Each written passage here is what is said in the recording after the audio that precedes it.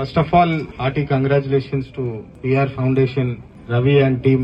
Ambedkar college alumni అనగానే నేను immediate గా అప్పుడే ఫైనల్ చేసుకున్నట్టు ఖచ్చితంగా వచ్చి వీరికి సహకరించాలని.